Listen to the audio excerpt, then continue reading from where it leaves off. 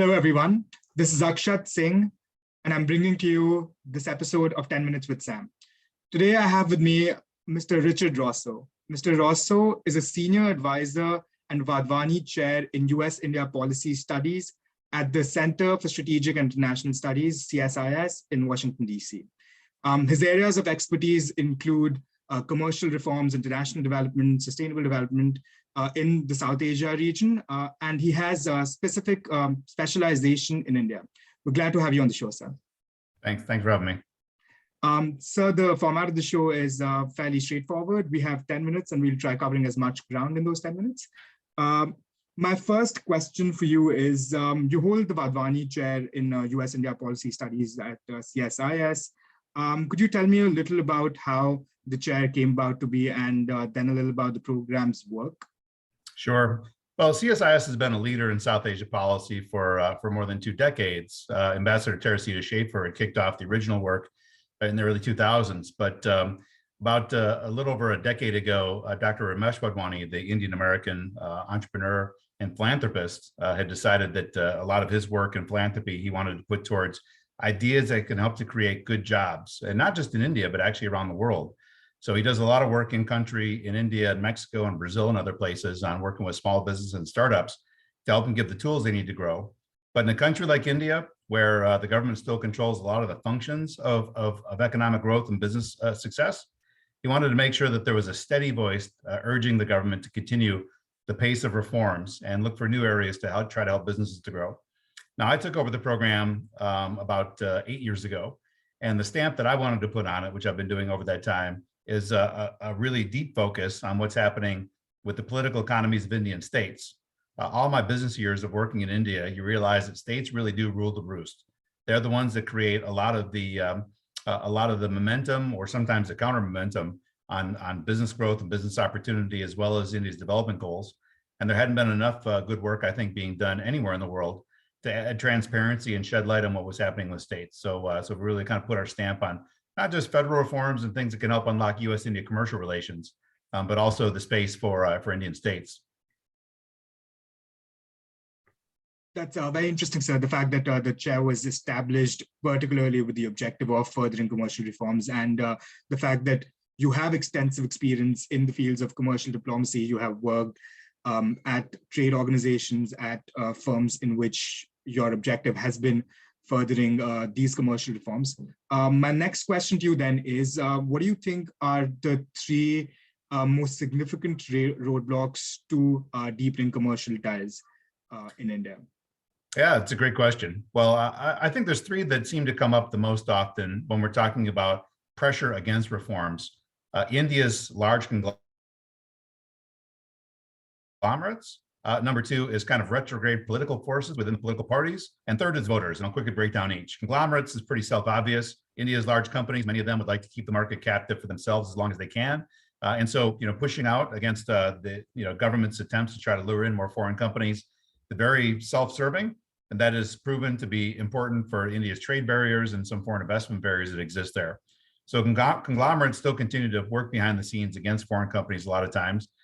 Retrograde political forces. Every political party in India, even the BJP, that's done some pretty good work in some areas of reform, has some forces pulling against reform.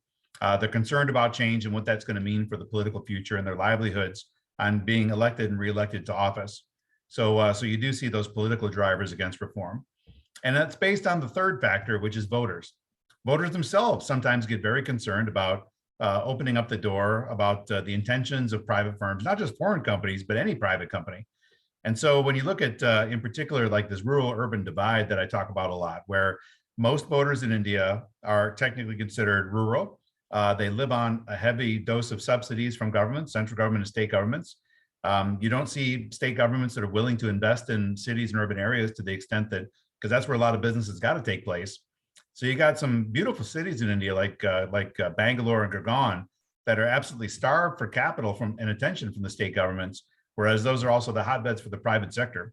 So conglomerates, retrograde political forces within the major parties, and frankly, voters and what their kind of aspirations and interests boil down to. Those are the 3 I point to.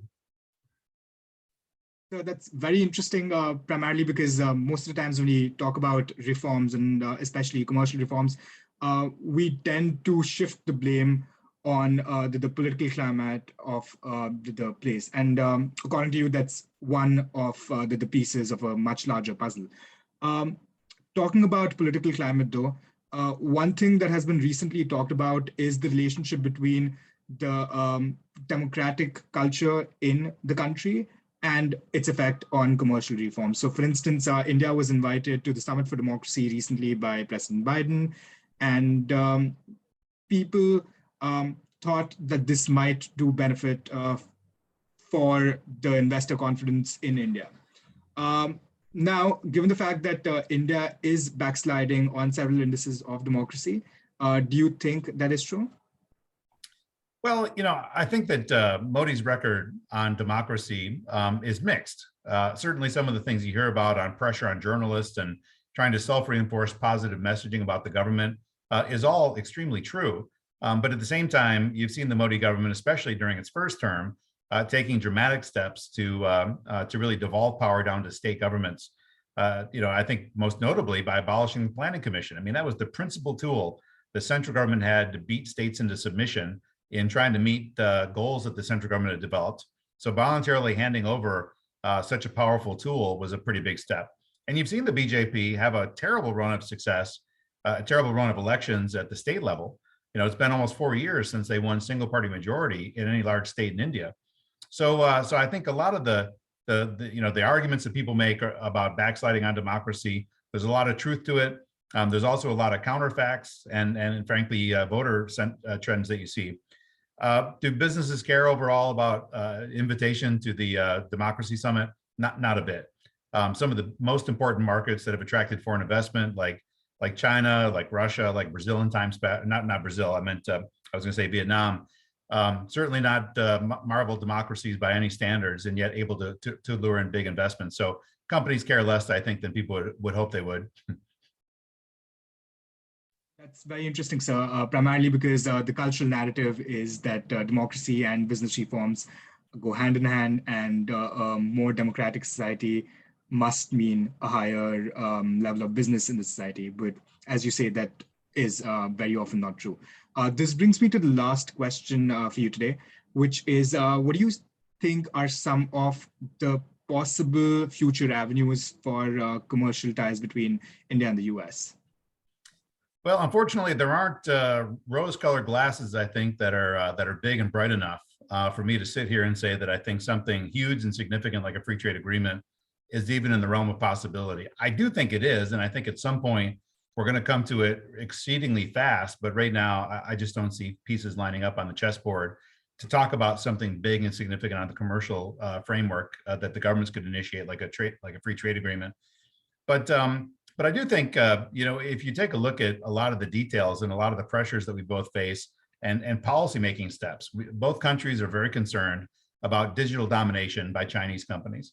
Both countries are very concerned about China's ability to dominate in the development of strategic technologies and to basically hold captive a lot of the precursor chemicals for pharmaceuticals or a lot of the critical minerals that are used for building technologies. Concerned about over-reliance on China as a supplier of these areas. So if you look at digital, look at strategic technologies, look at over-reliance in Chinese manufacturing, there actually is a very wide place where we have a lot of complementary interests. And importantly, there's enough of a security overlay on that where we're not going to get bogged down in negotiating over, $1 versus $2 on simple trade stuff. I think once you kick it into a higher orbit and talk about the security relations, you might be able to unlock a few things that you couldn't otherwise, like we've done with 5G. So I do think that, for instance, the Quad, the working groups you see built under the Quad, that's the guidepost. And frankly, we should be doing a lot more, not just in the Quad, but bilaterally. Talk about regional infrastructure development and ways that we can cooperate. Talk about strategic technologies, talk about over-reliance and China's ability to produce, certain technologies and minerals and such that we all rely on a little bit too heavily. And suddenly you have a really interesting package of shared economic concerns. Can you capture those in a government agreement? It's going to be some novel types of agreements, I think, to be able to do so. But I think those are the places that hold a lot of promise.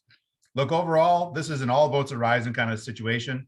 India is growing fast. The market's huge. So there's not one or two sectors that are going to take off. But these are some areas where the governments can get together and I think accelerate. Thank you, sir. That makes perfect sense.